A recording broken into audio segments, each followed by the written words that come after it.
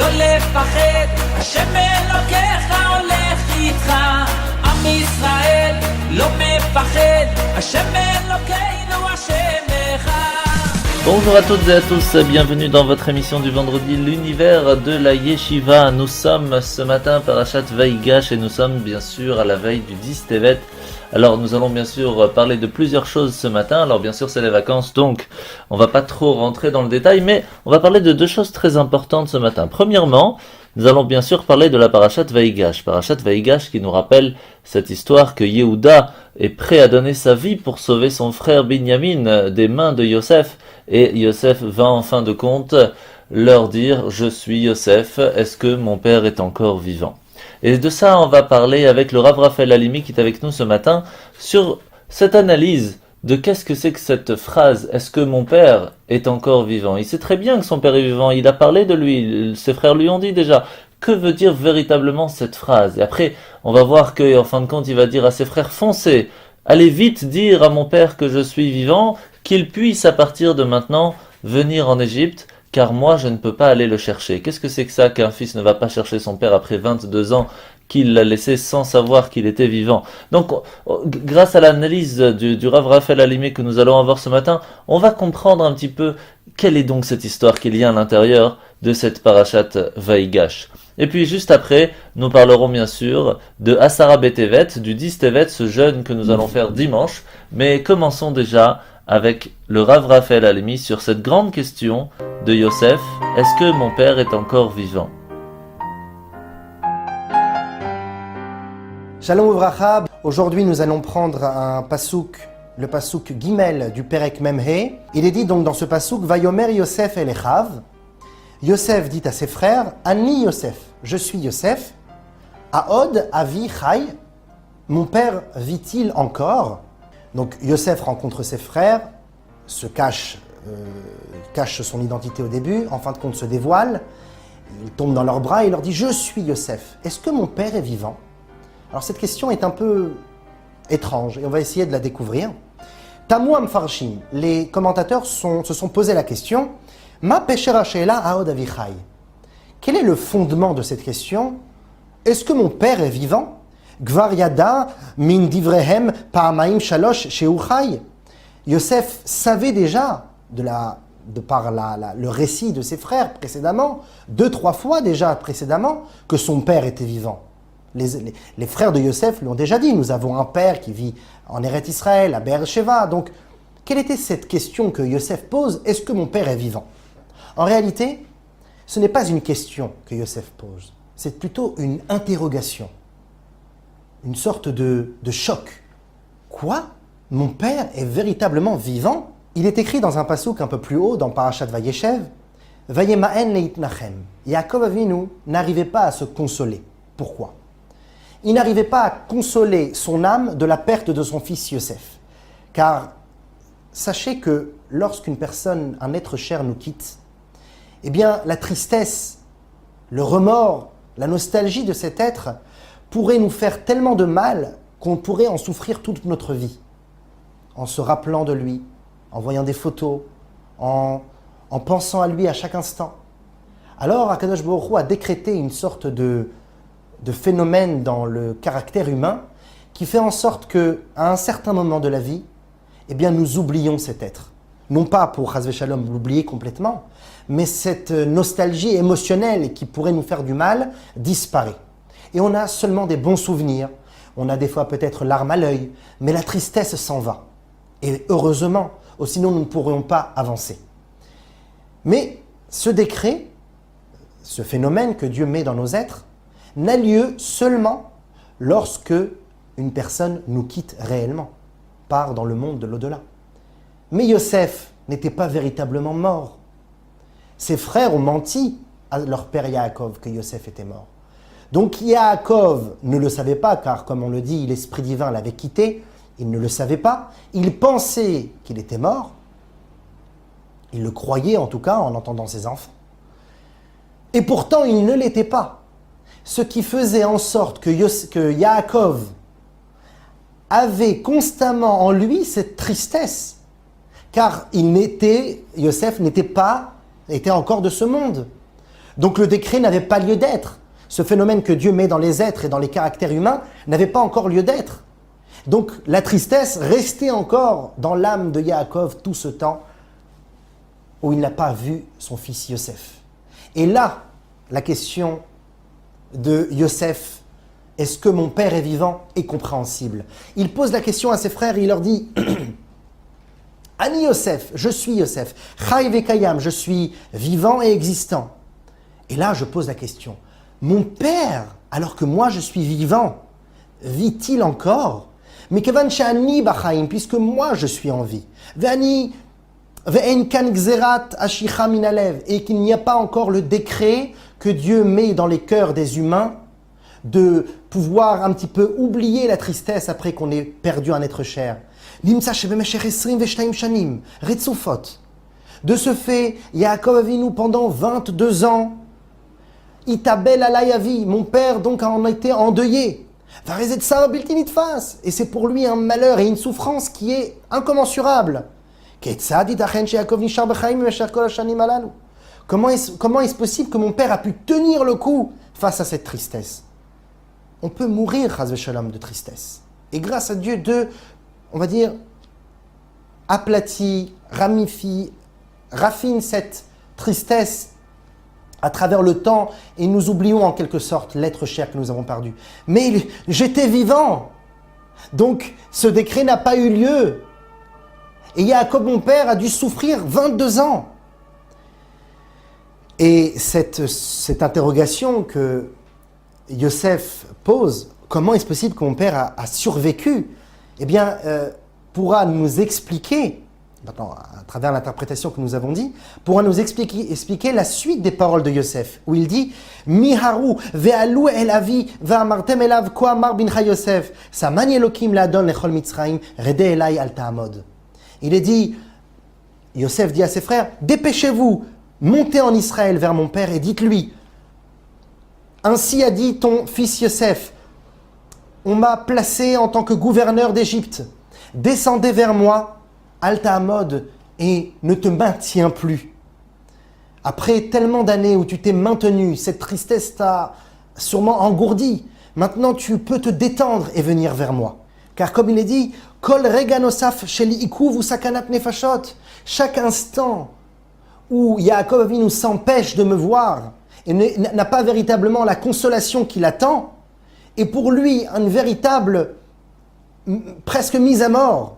Il faut que vous ameniez Yaakov rapidement, afin de lui enlever cette tristesse, cette mélancolie profonde qu'il a dû donc surmonter pendant 22 ans. Et grâce à cela, nous pouvons aussi comprendre, enfin, cette question élémentaire. Si Yosef chérissait tant son père et attendait que Yaakov puisse se consoler enfin après ces nombreuses années de souffrance, Yosef aurait dû monter vers son père Yaakov en Eretz Israël, et non pas attendre que Yaakov le rejoigne. Il aurait dû lui-même aller à la rencontre de son père Yaakov pour le consoler. Mais puisqu'il est dit 3 fois, comme Yosef dit à ses frères, les michia shalachni elokim lifnechem. Ce n'est pas pour rien que je suis descendu en Égypte, mes chers frères. N'ayez pas peur, je ne vous en veux pas. Ça vient de Dieu. C'est pour pouvoir faire vivre la terre d'Égypte tout entière. Vaishalchani elokim lifnechem. C'est Dieu qui m'a envoyé vers vous. Deuxièmement. Et troisièmement, loatem shalartem oti. Inekia elokim. Ce n'est pas vous qui m'avez envoyé en prison. Ce n'est pas vous qui m'avez vendu comme esclave. C'est Akadosh Baruch Hu, à travers sa providence, qui a fait en sorte que je puisse me retrouver dans cette situation. Et pourquoi ? Afin que je puisse sauver le monde tout entier, car, ne l'oubliez pas, Yosef, à travers son ingénieuse idée d'avoir gardé pendant les 7 années d'abondance la nourriture pour l'Égypte, n'a pas seulement sauvé l'Égypte qui était la matérialité profonde de ce monde, donc de pouvoir élever le matériel vers le spirituel, que le sauvetage de cette apocalypse générale et mondiale a pu venir de Yosef Hatzadik, pas seulement, mais en plus a réussi à transformer la terre d'Israël elle-même, puisque la famine avait lieu aussi en Eretz Israël. Et c'est par l'Égypte que même Israël a pu s'arranger. À travers qui ? À travers Yosef. Yosef a fait en sorte que la matérialité de ce monde, telle que l'Égypte l'exprime, a pu monter de niveau de telle manière que même Israël en est élevé, que même Israël puisse être nourri à travers l'Égypte. C'est une très grande force. Non seulement transformer la bassesse de ce monde, mais l'utiliser en fin de compte pour la Kedusha. C'est exactement ce que Yosef a entrepris à travers ces longues années de travail, de gouvernance en Égypte. Et c'est la raison pour laquelle il dit à ses frères, « Amenez vite, Miharou, amenez vite, Yaakov mon père, car moi je ne peux pas quitter l'Égypte. Je suis ici comme étant un chaliar, un véritable émissaire d'Akadosh Baruch Hu, et je ne peux quitter cette Égypte. » Donc voilà pour la parashat Vaïgash, cette analyse de la semaine. La semaine prochaine, nous verrons la parashat Vaïri, une autre analyse tout aussi intéressante. À la semaine prochaine, Shabbat Shalom.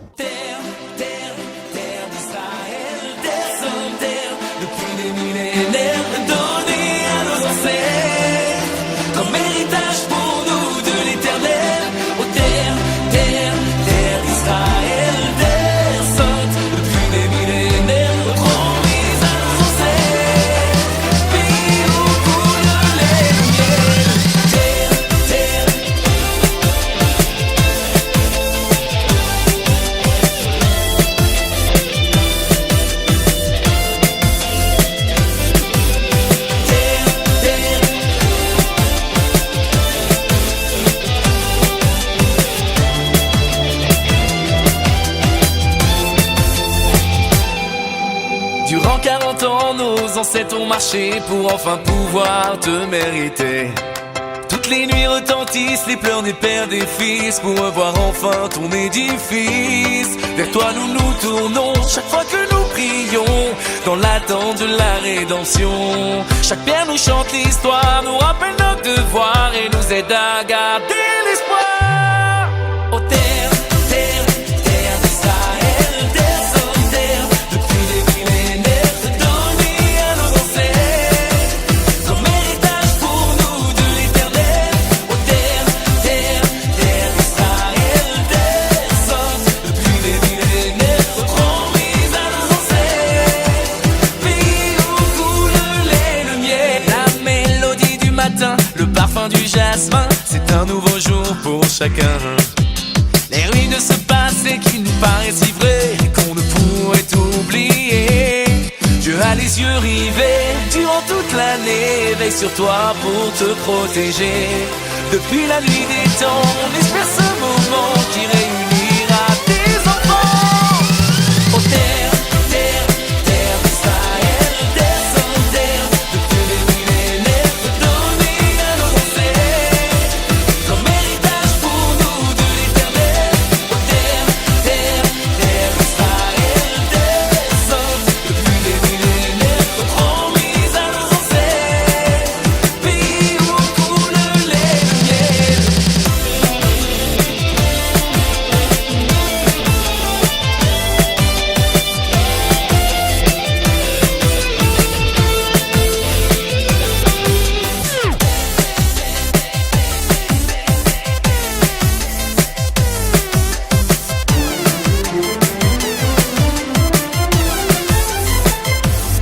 Dieu a les yeux rivés durant toute l'année, veille sur toi pour te protéger. Depuis la nuit des temps, on espère ce moment qui réunira tes enfants. Oh terre, terre, terre d'Israël, terre sans terre, depuis des millénaires donnée à nos ancêtres, comme héritage pour nous de l'éternel. Oh terre, terre, terre d'Israël, terre sainte, depuis des millénaires promise à nos ancêtres, pays où coule le lait, le miel.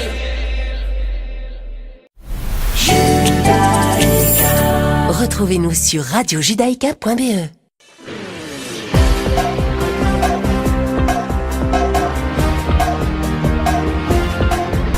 Nous revoilà, vous êtes avec nous sur Radio Judaïka dans votre émission du vendredi, l'univers de la Yeshiva. Nous allons parler ce matin, comme je vous l'ai dit juste avant, de Asara B'Tevet, le 10 Tevet, qui est un jour de jeûne.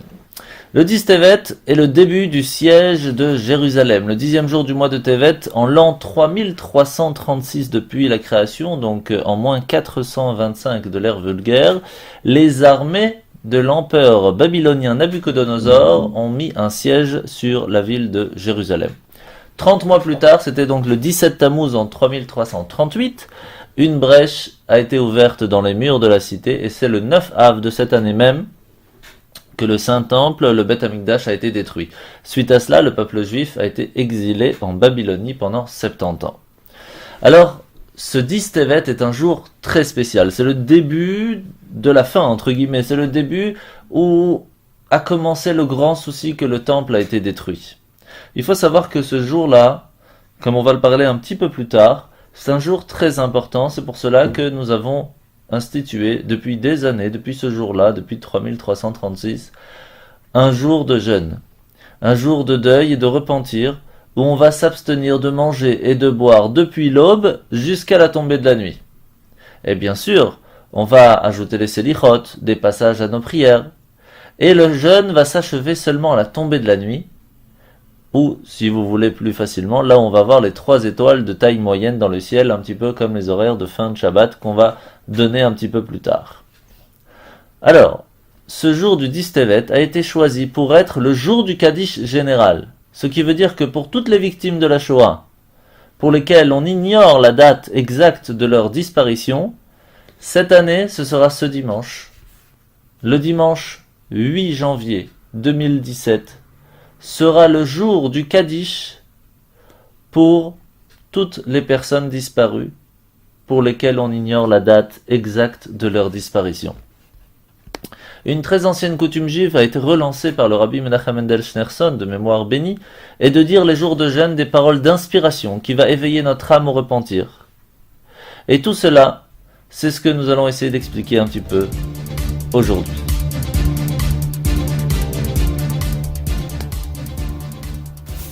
Alors on va voir tout cela avec quelques questions que les gens nous ont envoyées cette semaine par email, donc dans les questions des auditeurs si vous voulez, mais on va en parler directement.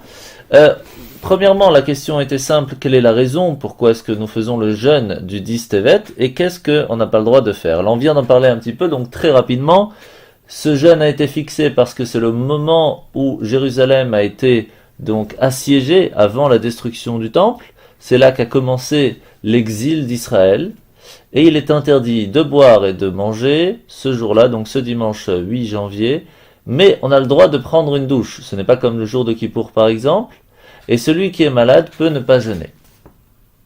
Alors une personne par contre qui sera née le 8 janvier cette année, donc le 10 Tevet, c'est un peu compliqué pour lui parce que pour son gâteau d'anniversaire ça va être un petit peu raté, étant donné que c'est un jour de jeûne.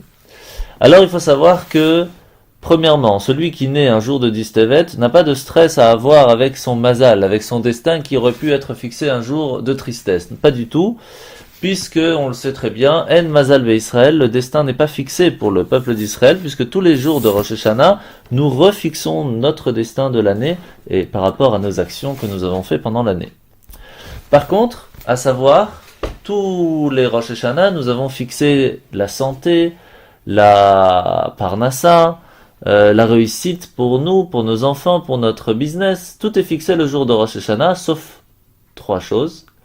La première, c'est l'argent que nous allons dépenser pour Shabbat et les fêtes. L'argent que nous allons dépenser pour donner une éducation juive à nos enfants. Ça, c'est quelque chose que Dieu fait attention à nous rembourser. Et encore autre chose, qui va être fixé ce dimanche. C'est, est-ce que Mashiach va être dévoilé cette année? À quel moment cela va être décidé? Ce dimanche, le 10 Tevet, étant donné que c'est le début de l'assiégement du peuple juif à Jérusalem en cette année-là, ce jour-là, si on jeûne, si on fait attention, si on réfléchit, on fait la prière, on essaye de faire quelque chose de bien, on fait le Kaddish pour toutes les personnes disparues, ils vont prier pour nous. Et nous prierons aussi pour nous-mêmes, pour qu'on puisse se retrouver très rapidement en paix en Israël chez nous. Pour cela, c'est ce dimanche, à Sarah Betevet, le 10 Tevet, un jour de jeûne, qui est très important à faire étant donné que c'est le jour où va être fixé si cette année pourra venir le Mashiach nous sauver ou pas. Donc après, à vous de voir si vous pensez que c'est plus important que Kippour ou pas, mais c'est un petit peu dans la même sorte d'idée. Alors par contre, une personne qui se lève le matin, donc ce dimanche, et qui va se laver le visage, et qui va se laver les dents et que l'eau va rentrer donc dans sa bouche. Est-ce qu'à ce moment-là, ça casse le jeûne ou pas? Alors on évite bien sûr de le faire, de se laver les dents pendant les jours de jeûne pour ne pas qu'on puisse avaler de l'eau, sinon c'est un problème. Mais pour ce jeûne-là, si on a mis de l'eau dans la bouche et qu'on n'a pas avalé, on continue le jeûne comme si de rien n'était. Par contre, le jour de Kippour, de toute façon, on n'a pas le choix, il faudra continuer de faire le jeûne, mais il faut vraiment éviter de se laver les dents ce jour-là.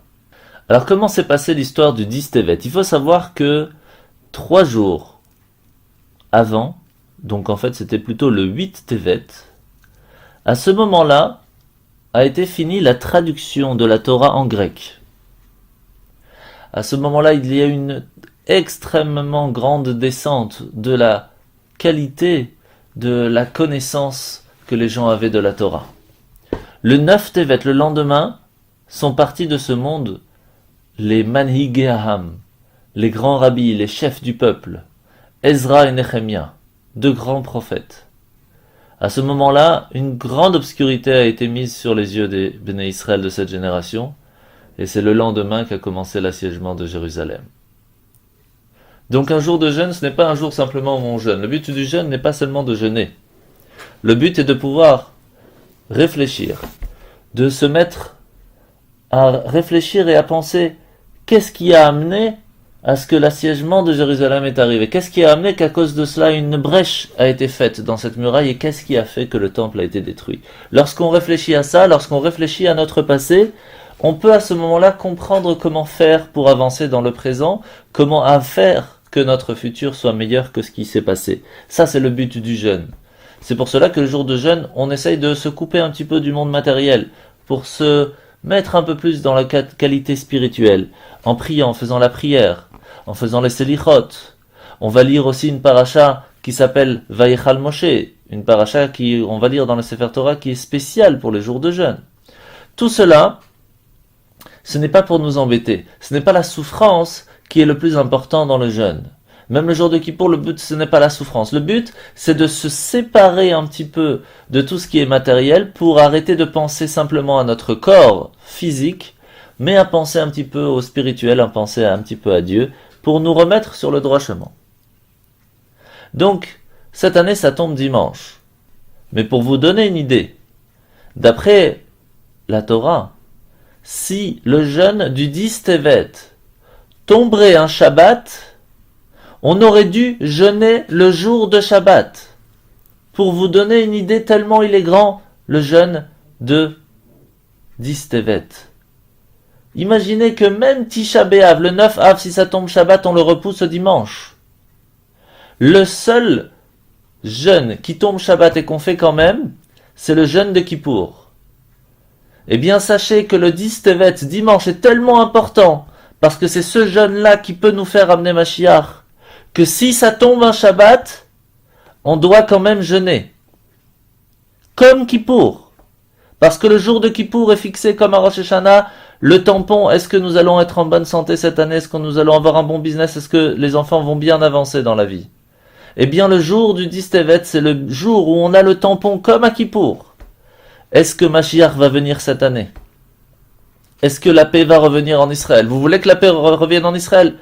C'est dimanche. Ce dimanche, le 10 Tevet, c'est le moment de jeûner pour demander cela.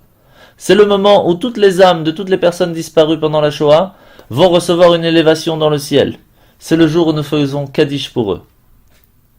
C'est pour cela que nous avons arrangé depuis Hillel Azaken, lorsqu'il a fait le calendrier, il a mis des règles. Il a arrangé pour que le jeûne du 10 Tevet ne puisse pas tomber le jour de Shabbat.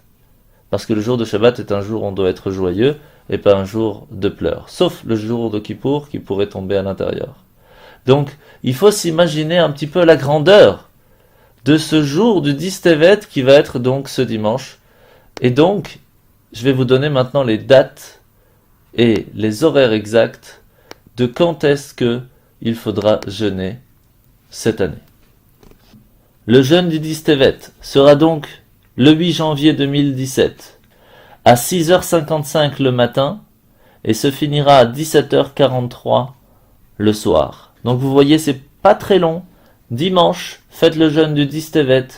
Le jeûne commence à 6h55 et se finira à 17h43. Bon jeûne.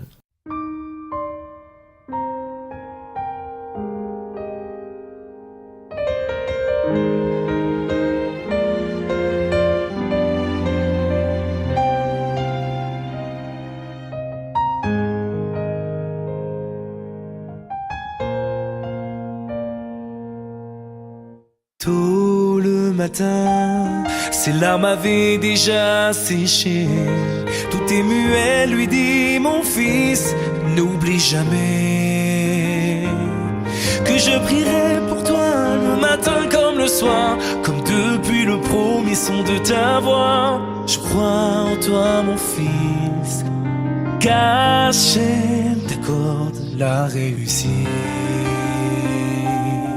Maman, chère maman, ne crains pas pour ma vie.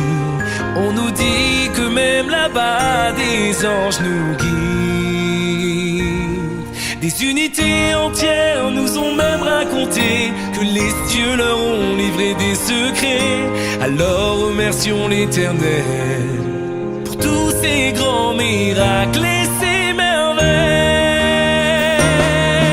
Achayal Sheli, mon soldat, Achayal Sheli, my soldier, Achayal Sheli, mi soldado. C'est toutes les mères du monde entier qui ont prié, qui ont chanté, l'espoir qu'un jour tu reviennes de là-bas. Achayal, Achayal Sheli, mon soldat, Achayal Sheli, my soldier, Achayal Sheli, mi soldado. C'est le monde entier, les mains serrées, qui a prié, qui a chanté, l'espoir qu'un jour tu reviennes de là-bas. Achayal. Au sein de chaque foyer, je sais que tous vos souhaits sont rivés vers celui qui veille d'en haut sur chacun de nous, et qui recueille alors les lettres et les prières qui s'élèvent du plus profond de nos cœurs pour les unir et faire de puissants boucliers qui nous protègent. Achayal Sheli, mon soldat, Achayal Sheli, my soldier, Achayal Sheli, mi soldado. C'est toutes les mères du monde entier qui ont prié, qui ont chanté, l'espoir qu'un jour tu reviennes de là-bas. Achayal, Achayal Sheli, mon soldat, Achayal Sheli, my soldier, Achayal Sheli, mi soldado. C'est le monde entier, les mains serrées, qui a prié, qui a chanté, l'espoir qu'un jour tu reviennes de là-bas. Achayal.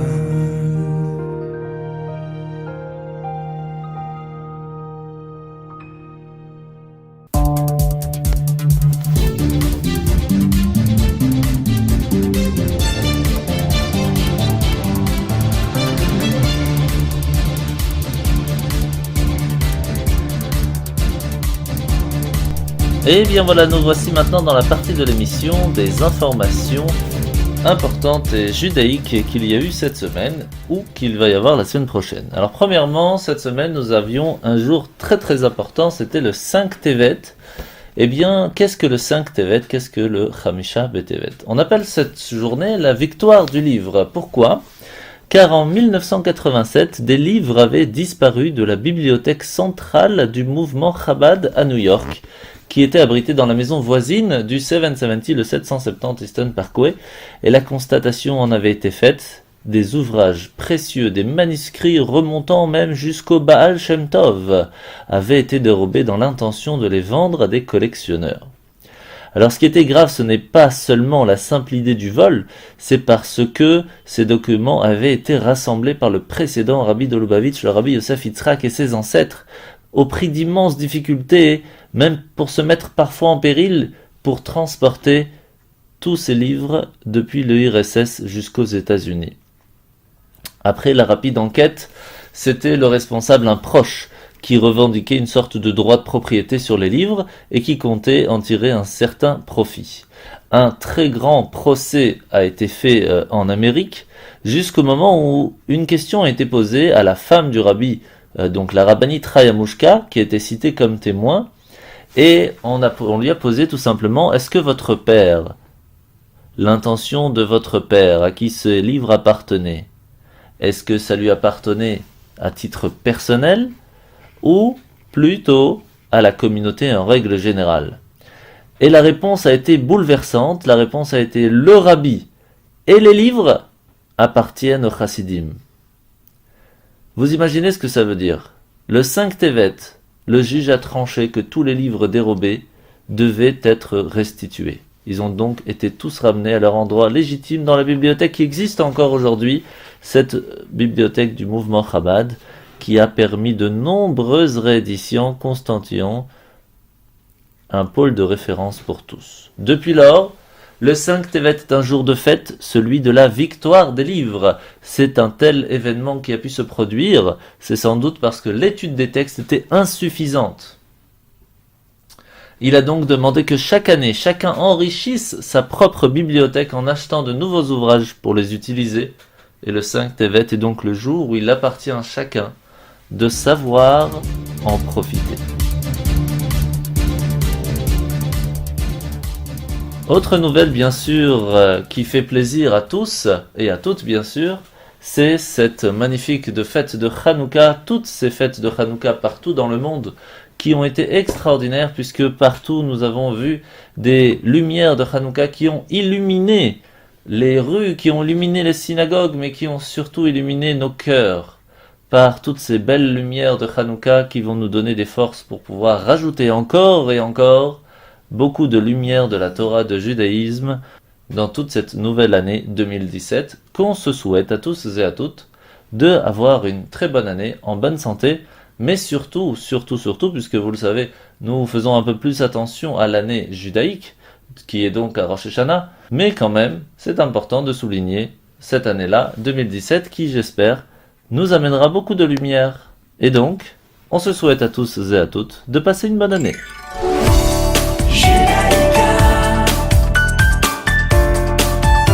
Judaïka 90.2 FM.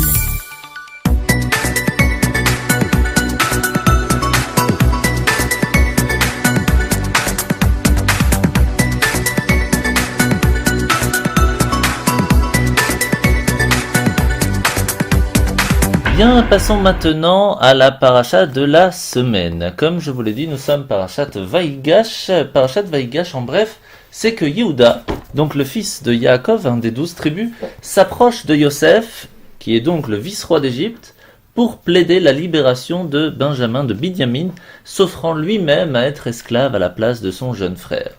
Devant cette expression de loyauté l'un envers l'autre, Yosef, qui voulait tout simplement savoir s'ils étaient prêts à faire ce qu'ils n'ont pas fait avec lui-même, puisqu'ils ont vendu Yosef en esclave et ils ne l'ont pas libéré, ils ne l'ont pas sauvé, eh bien Yosef a vu que cette fois ils étaient prêts à se sacrifier pour leur jeune frère.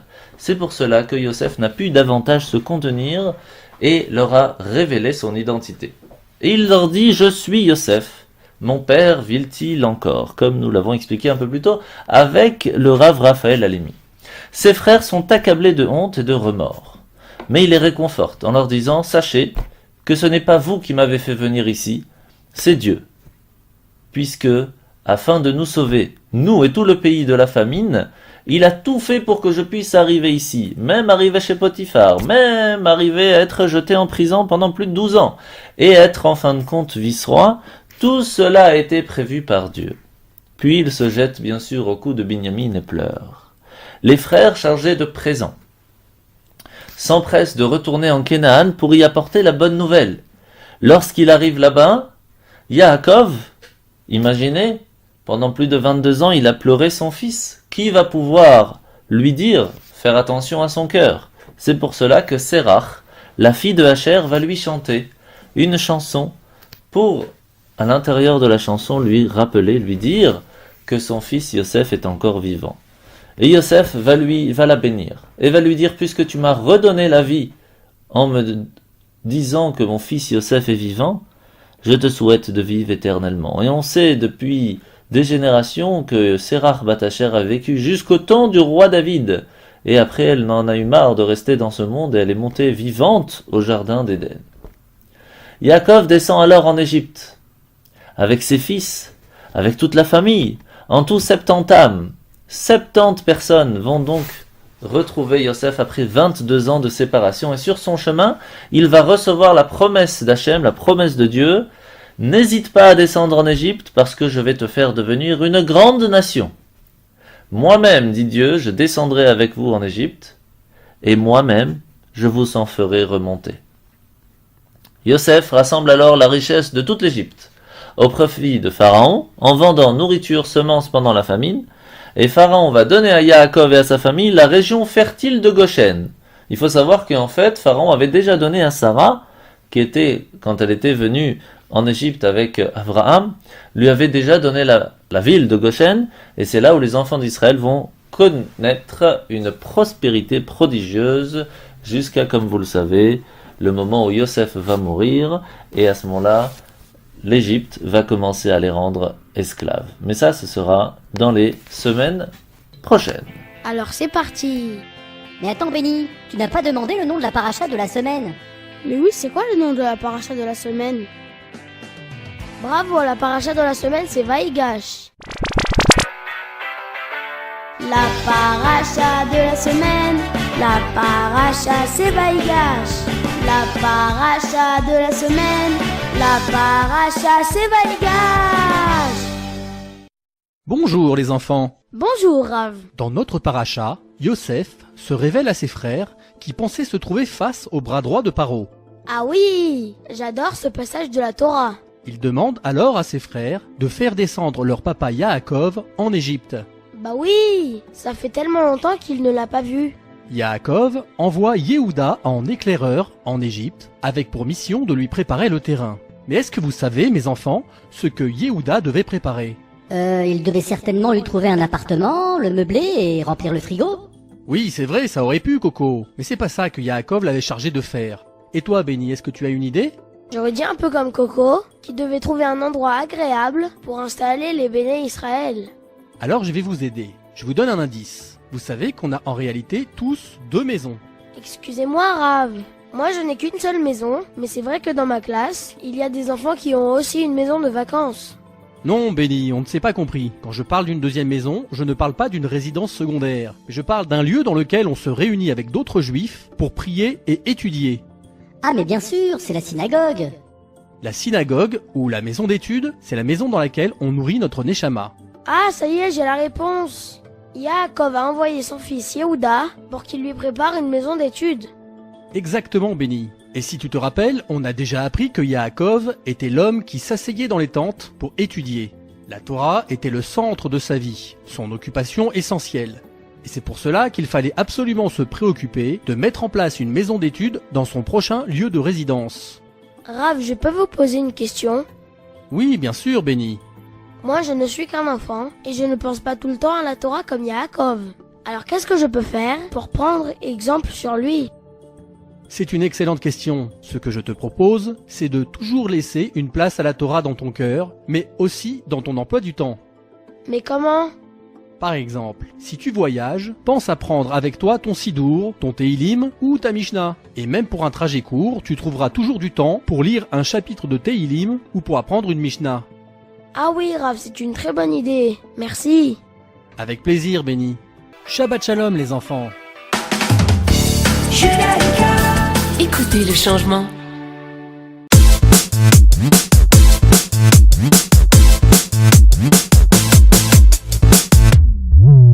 Je prends mon talit et je prie à voix basse. Je viens sans armes et sans gloire. Je parle au nom de tous les miens qui marchent sur ce fil qu'on appelle l'exil. L'envers du décor nous fait croire encore qu'il y a tant de mystères à comprendre. Même les horloges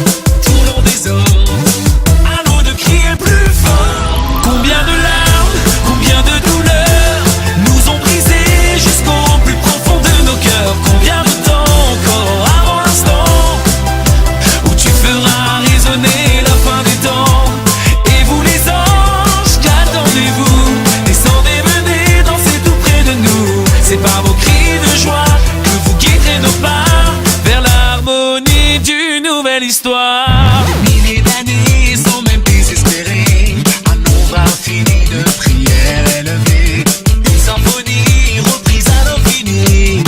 Ouvre ton cœur, entends nos pleurs, l'humanité entière émerveillée de ta grandeur, ton amour, ta bonté. C'est toutes les nations qui chanteront ton nom. À nous de crier plus fort. Combien de larmes, combien de douleurs nous ont brisés jusqu'au plus profond de nos cœurs. Combien de temps encore avant l'instant où tu feras résonner la fin des temps. Et vous les anges, qu'attendez-vous?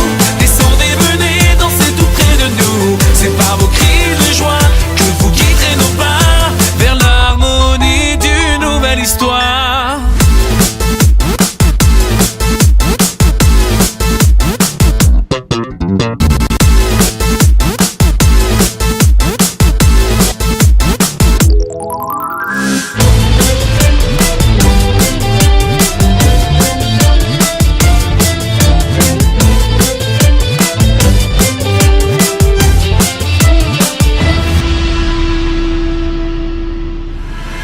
Combien de larmes, combien de douleurs nous ont brisés jusqu'au plus profond de nos cœurs. Combien de temps encore avant l'instant où tu feras résonner la fin des temps.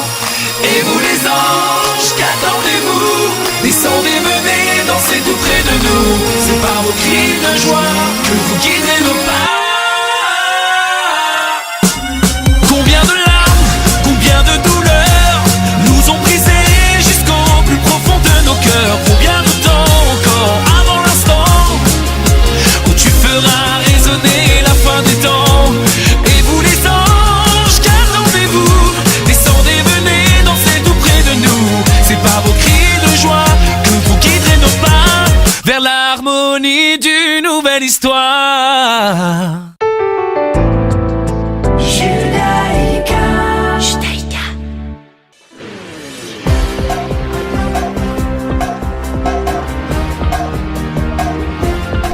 Et bien voilà, nous allons nous arrêter ce matin ici pour cette émission du vendredi l'univers de la Yeshiva. Je vais vous rappeler les horaires d'allumage des bougies. Ce soir, ce sera à 16h35 et Shabbat se finira à 17h52.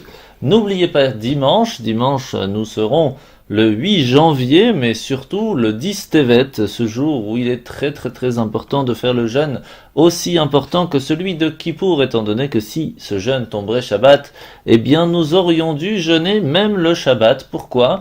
Car autant le jour de Kippour signe pour toute l'année comment cela va se passer pour notre santé, notre business, pour les enfants, pour la femme, pour la famille et tout en règle générale, eh bien le jeûne du 10 Tevet nous permet, si Dieu veut, de pouvoir signer si cette année Mashiach va venir, va nous sauver de tous les problèmes que nous avons aujourd'hui. Donc si cela vous intéresse, eh bien il suffit de faire le jeûne. Le jeûne dimanche, c'est à partir de 6h55 le matin, donc 7h-5 le matin, et se finira le même jour, dimanche à 17h43, le dimanche soir. C'est pour cela qu'il est très important de faire ce jeûne du 10 Tevet. Je vous rappelle que la semaine prochaine, nous serons Parashat Vayechi, la dernière du Sefer Bereshit, et donc nous ferons un petit récapitulatif sur tout la Parasha Bereshit, mais tout cela, nous verrons tout cela la semaine prochaine. Je vous souhaite déjà de passer un très bon Shabbat, un bon jeûne pour dimanche, et on se retrouve la semaine prochaine. Shabbat Shalom.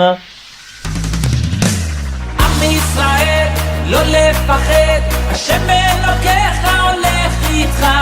עם ישראל, לא מפחד, השם אלוקינו השם אחד.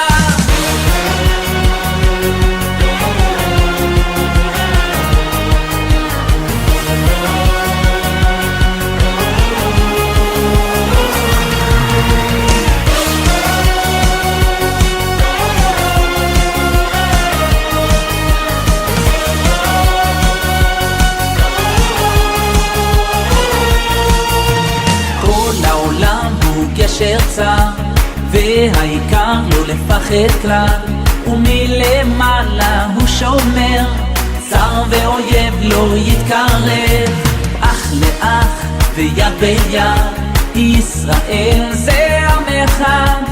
ומלמעלה הוא עוזר, שומר שומר ישראל. עם ישראל לא לפחד, השם אלוקיך הולך איתך. עם ישראל לא מפחד, השם אלוקינו השם אחד. עם ישראל לא לפחד, השם אלוקיך הולך איתך.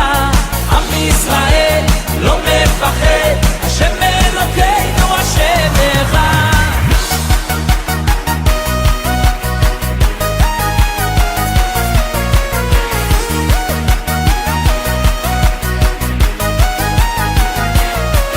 כל העולם הוא גשר צר, והעיקר לא לפחד כלל, ומלמעלה הוא שומר, צר ואויב לא יתקרב. אח לאח ויד ביד, ישראל זה עם אחד, ומלמעלה הוא עוזר, שומר שומר ישראל. עם ישראל לא לפחד, השם אלוקיך הולך איתך. עם ישראל לא מפחד, השם אלוקינו השם אחד. עם ישראל לא לפחד, השם אלוקיך הולך איתך. עם ישראל לא מפחד, השם אלוקיך